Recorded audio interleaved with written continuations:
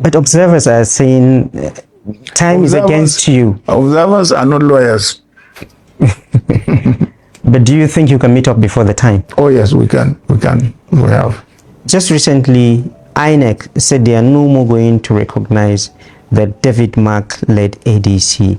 How did you receive that news? Well, we have actually not started our congresses, not even from the world level yet. We are not disturbed with the judgment. We have already gone back to the trial court, and we believe the trial court is going to dispense with the case as soon as possible, maybe before even the start of the congresses. And we believe the court is going to recognize the David Mark leadership. Some other parties are offering you the chance of joining them, seeing the crisis that is happening now with the ADC. Are you considering joining other parties? Some of these parties haven't got the structures. But this is ADC is a party that we started, or the movement, the coalition of the movement started about 1.5 years ago. So a lot of preparations has gone into it. So we are bent on making sure that, the judicial process is concluded as soon as possible so that we continue with our political activities. With people like Peter Obi and Kwankwaso in the ADC, some are saying that the chances of you getting a ticket in the 2027 general election is diminishing. It's not a question of diminishing. It's a coalition we have agreed. And we are all leaders. And we believe there is room for everybody. It can accommodate everybody. So I don't think it is that contentious. Many people have been killed in Plateau recently, and there are so many attacks in Borno State by the Boko Haram. Where did we get it wrong, especially the government? I think the federal government has not been as committed as to law and order and the safety of the Nigerian citizens as it should be. Because if we could fight a civil war in a rainforest and fight it successfully, how much more in northern states, savanna grassland? There is no forest in the north. And today, we don't have enough military or security forces to deal with it. They are not well equipped. So I think it is a failure of the political leadership. The political leadership has totally failed. Your party has been accused, and there are allegations that your party is drifting our nation into a one-party state, and that the only thing that your party wants, I'm very sure that you saw the press conference addressed by the ADC, and they are inferring that your party wants to be the only party on the ballot, that you do not want competition. Why is your party afraid if the allegations by the ADC is correct? Thank you so much, Sheung. Now, first of all, ordinarily, that question actually should go to the ADC to ask them to furnish Nigerians with, material, with evidence of APC's complicity in their predicament. When you make an allegation, you prove it. We don't have that duty to convince anyone that we're not doing anything. But, we respond because we are a democratic party and we are a progressive party and we are Nigerians. So we feel like, whatever, however senseless the allegations may be, we say something for the benefit of Nigerians who are listening and who are watching, not because we have a duty to do so. The political predicament that the ADC has found itself is self-inflicted. We have nothing to do with it. Now, this latest round of confusion within that party resulted from a decision of the Court of Appeal in an appeal filed by the ADC itself. Now, what exactly is the matter? ADC has apparently a long-standing member of its party who was in fact the deputy national chairman of that party. Now, fast forward, when David Mark, Atiku Abubakar and all of them parachuted into that party to take it over, they did so. And apparently, one of the members of that party felt aggrieved by the way and manner he was sidelined. Because according to him, in line with their constitution, he actually was the successor to the office once the then national chairman quit his position. Now, the ADC claimed he resigned his position, but he says he didn't resign. Now, that's not for me to even mess with. That is a matter that is already before the court, and the court will adjudicate on that issue. But the question that Nigeria should ask the ADC is, how did they get here? How did Nephew Balagombe get to the court? How did this matter even get to the courtroom at the Federal High Court? It got to the courtroom because the ADC and its leaders failed miserably to engage effectively with that individual, apparently. Now, the matter went to court. The court, in dealing with an application for an injunction, for an interim injunction, directed or ordered the ADC to show cause why that application for injunction should not be granted. Now, the ADC, rather than show cause, and actually, by the way, that court was in fact being very gracious in affording the ADC a hearing, an invitation to respond, to show cause why the interim application, which could have been granted without their participation, but they were put on notice. Rather than the ADC to go to that court as of September the 2nd, when the case was filed, ADC decided to rush to the appeal court to appeal nothing, really. There was nothing to appeal. There was no substantive order of court to appeal. However, ADC went to the court of appeal to appeal what was not in fact appealable. And in doing so, that matter was an interlocutory situation. Any lawyer, you don't have to be experienced as a lawyer to know that when appeals on an interlocutory matter is done with leave of court, you don't just appeal. It's not an appeal as of right, in the same manner that a final judgment of court is available to you as of right. But the ADC rushed to the court of appeal without even applying for the leave of court. Now, that is a blunder that is unforgivable. That's completely hard to understand. Even a rookie lawyer would not make that mistake. But here are these eminent citizens, highly experienced, vice president, governors, ministers. They've been everything. David Mack, former general and former senator and all of that. All of them put together could not instruct themselves to do the right thing, which is to apply for leave. They didn't do that. So the Court of Appeal dismissed that appeal as they should. And then, the next thing is, of course, by the way, the Court of Appeal also granted them a facility. Say, look, go back to court with an order of accelerated hearing to the Federal High Court to expedite action, knowing fully well that the election season was around the corner. The ADC, rather than go to the legal boardroom to figure out how to order its affairs and respond to this legal exigency, decided to rather go to the media to issue press conferences and press releases and all of that to castigate the APC that we are responsible for their predicament. Now, Shehu, look, I don't get it. And nobody has explained it to me how the APC gets involved in a matter that came from their failure to engage their own member and their failure to do due diligence with their litigation to contain this matter, filed in September. Now, 6 months later, a verdict was given in March, on March 12th. 6 months on that application that was filed by originating summons could have been resolved. The substantive issues could have been settled much earlier, within 2 months at the most, could have been settled. They didn't do that. They went to court of appeal. They chose to waste that time. Let me say this. At this point, I'm beginning to think, quite frankly, based on the type of really, inexcusable blunders that the ADC has committed, I'm beginning to think that this is all orchestrated. That the ADC is self-sabotaging. They are sabotaging themselves because they know that there is no way in the world. They don't even have anything that resembles anything that is capable of challenging or defeating the APC. They know that. And so they are resorting now to sabotaging themselves so that they can create this state of anomy, create this, appearance of crisis. Because just yesterday or 2 days ago, I understand that they have appointed representatives to, represent the party, in capitals around the world, to literally go lobby and instigate the international community to believe erroneously that the APC is in fact disturbing the political opposition and stopping them from competing, so that whatever resultant crisis that comes can then create a situation where maybe the APC-led government is somehow removed, so they can just come and saunter in and take power. Because look at all of the individuals who are involved here. From Atiku Abubakar to Peter Obi to El-Rufai to all of them. These are people who clearly failed to manage the affairs of the parties from where they came. And they've been in so many parties.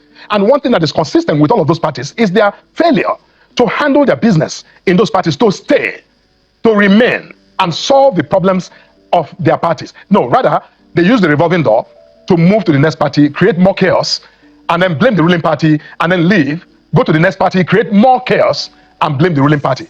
You see, I think Nigeria is smarter than this. Yes, they're smarter than this.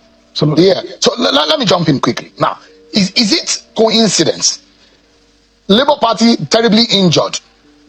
People's Democratic Party decimated, terribly injured.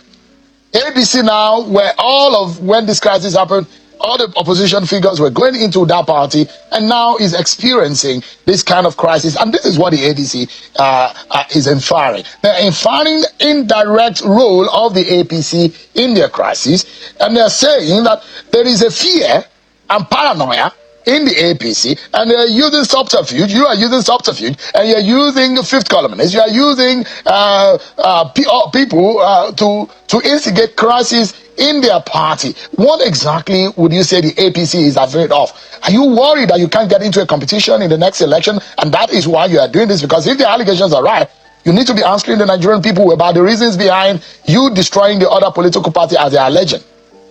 So we're doing no such thing. We have no reason to do that. Shehu, you are a veteran journalist, and no one monitors election better than you do. We had the by-elections recently in the country. The ADC was a no-show. They didn't even perform dismally because they didn't perform at all. We've had several constituency elections since 2023 election. The ADC, again, did not register any impact whatsoever. Now, why would we be afraid when we have consistently won elections since 2023? All of the elections that have been conducted in this country, at whatever level, or even in the FCT, we won, brilliantly. What exactly do we have to fear? Fear a party that is a non-starter, a party that is actually almost as good as non-existent? We have nothing to fear about the ADC. You see, they are just filled with this self-appointed importance. Because after all, Atiku Abubakar was former vice president, Rotimi Amechi was a former governor, former minister, Arebeshola was former governor. They've been everything there is to be. But all of them put together, individually, they look like they are superstars. But when they come together, they are twinkle, twinkle little stars. They are making no impact whatsoever. And so there's nothing for us to fear. And by the way, Shehu, let me say that, ADC makes these allegations about the APC, interfering. What exactly in a democracy, Shehu, you tell me, and maybe any Nigerian, can reach out to me and explain to me exactly what APC is required to do in a democracy. Just yesterday, I was joking with our national secretary, and I said to him, maybe, I'm going to, at the next meeting of our party, I'm going to probably move for the APC to set up a department within the APC for the effective management of opposition political parties. Because so far, that's all we have not done. Is to, set up a system where we can then go into these parties and help them to organize themselves and manage them. Now, if that is the accusation that we have not done, then maybe we are guilty of that. We haven't done that. Maybe we should. But that's not our responsibility to do so. It is the duty of these parties. Now, if the ADC says that their members are so gullible and so malleable and so manipulable and so easily, hoodwinked and, captured, if that's what they're saying, that APC is doing that, then they need to disband. ADC needs to disband today. Because so they don't have anything to stand now is quite frankly. So let me play. I'll play this tape, but I'm hoping that the producer will get this out quickly. Where the president has inferred that the failure of the opposition party will be his joy. And politically speaking, that may be right. Because if you want to win in a competition, you don't want your opposition to do as much as you do.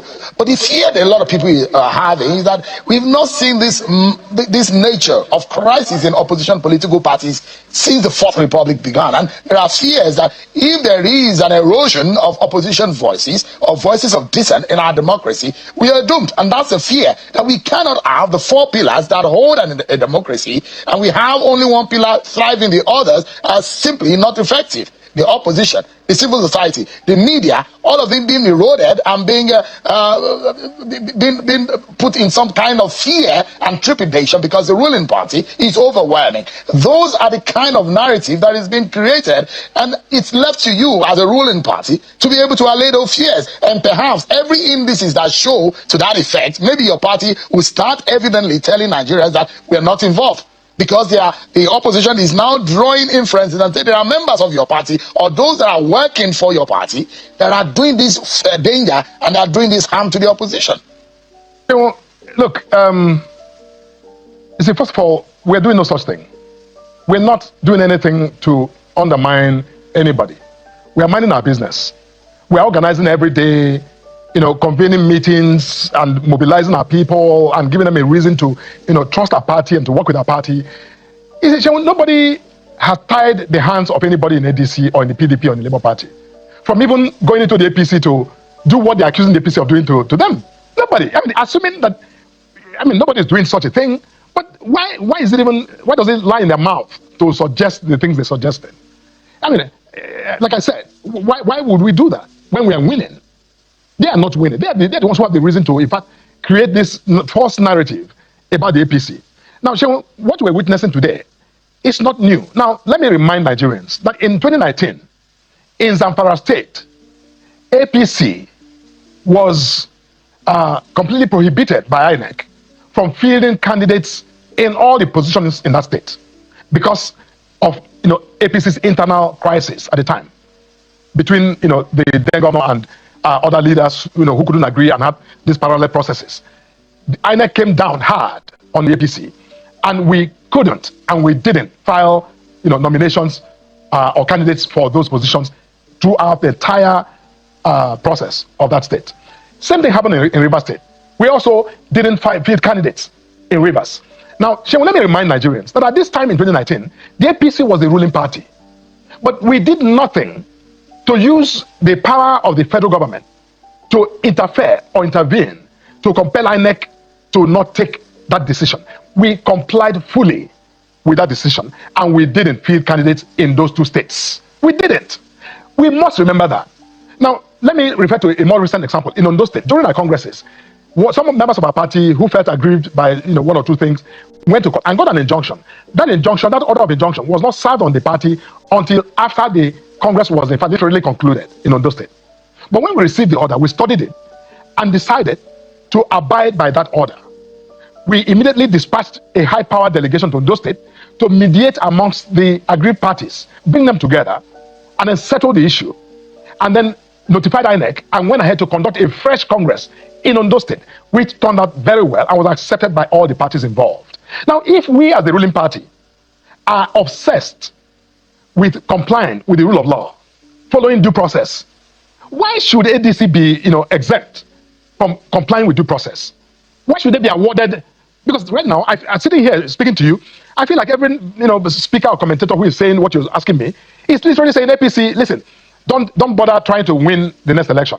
Just go back, sit on your hands, do nothing, so the ADC can win, and that's when democracy thrives. In the cases I referred to, in Zamfara and Rivers State, the PDP was the beneficiary at that time, and the PDP held the Supreme Court and all the court decisions that stripped the APC of the power to, present candidates as, the triumph of the rule of law. Why is the ADC screaming now? Why are they saying that, accusing the APC that we're the ones responsible? Why are they not screaming triumph of the rule of law? We are not even gloating over what is going on. We are simply just, minding our business. But back then, the PDP, I can, if I do just a quick, snap research, I can show you headlines where they hailed the rule of law. So it was good for them because the APC lost, even when we're the ruling party. But now the ADC is having a self-created, problem and predicament, and the APC must just now disband because the ADC must have its way. Let me say this: in a democracy, there is no obligation, imposed on a ruling party anywhere in the world to babysit the political opposition.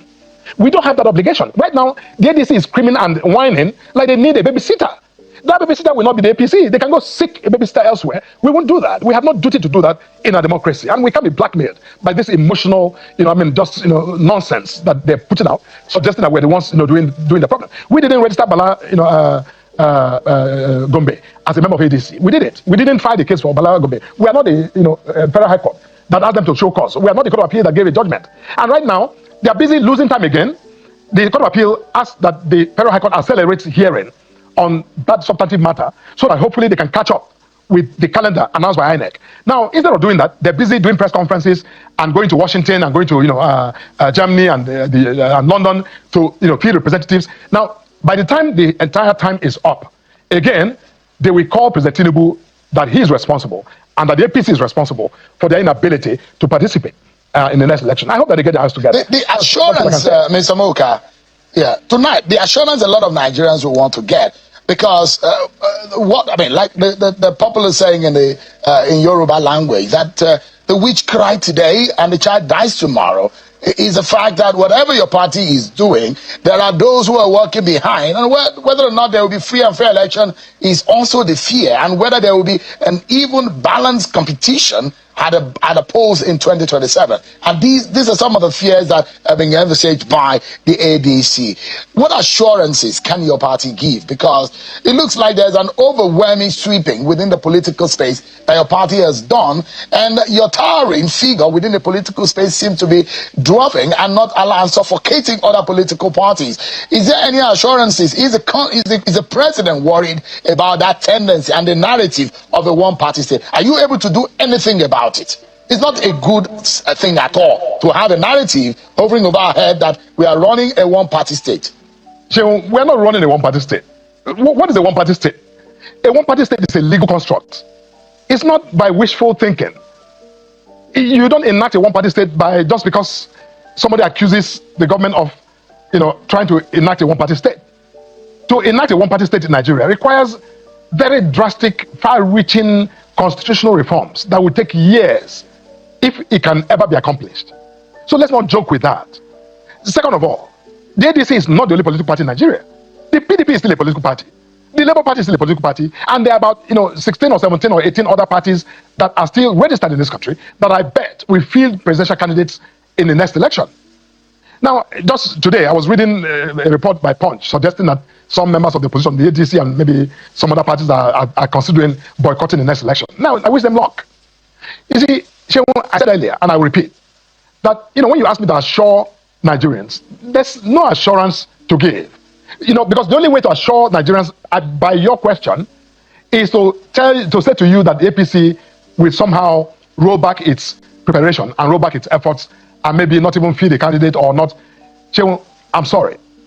I can't give you that assurance that the APC will not participate. We will participate as vigorously as we are required to participate in a democracy.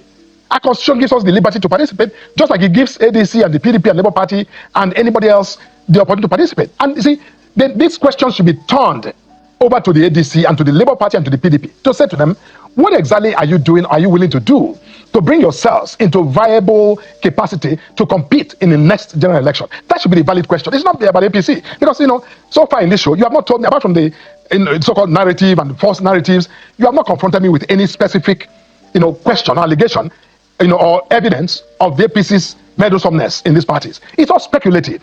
And speculation is not fact. Fact is fact. Speculation is speculation. Speculation lies in the realm of emotion. Right now, the ADC are being emotionally manipulated. They're being very infantile. And they need to stop and focus on solving the problem. Time is running. We're here discussing this, but the Court of Appeal handed down a decision. INEC, complied with that decision. They are screaming. Now, if I was a member of the ADC, which I'm not ever, intended to be, I would say to them at the leadership, listen, enough of this. Take some responsibility. You are all citizens who have governed this country at the highest levels and performed, quite frankly, very dismally. This underserved Nigeria. The miserable failed to serve this country when they held power. So right now, the only thing they have going is their desperation for power, which is why, as I said earlier, I'm beginning to suspect that this, whatever is going on in the ADC right now, is actually self-sabotage, designed to create this state of crisis in the country, hoping that if anything happens, they can be beneficiary of that thing. But Nigerians are smarter. Yeah. Nigerians know exactly what the ADC is doing. They know that this problem was created by the ADC. They are the authors and will be the finishers of their predicament. Sheon. On a final note, and quickly, Mr. Moka, the permutations as to the effect that your party, the APC, is largely very unpopular. And for some reasons, you're making a frantic effort in wanting to show that you are in the game. And as if you've heard from opposition voices recently, that if there were elections today, your party would perform dismally poor And there are those who think that you are not in this election. It's going to be an election between Nigerians and your party, in the sense that you are largely not popular and you might lose this election. And that's the reason why your party does not really want any major opposition in the election. How do you defend these comment by opposition voices who think your party has lost it? They're hallucinating. They're just hallucinations. They need to wake up from their nightmare. Because not even a dream. It's more, in the realm of a nightmare that they're having. Yesterday we had elections, as I said earlier. We won handsomely.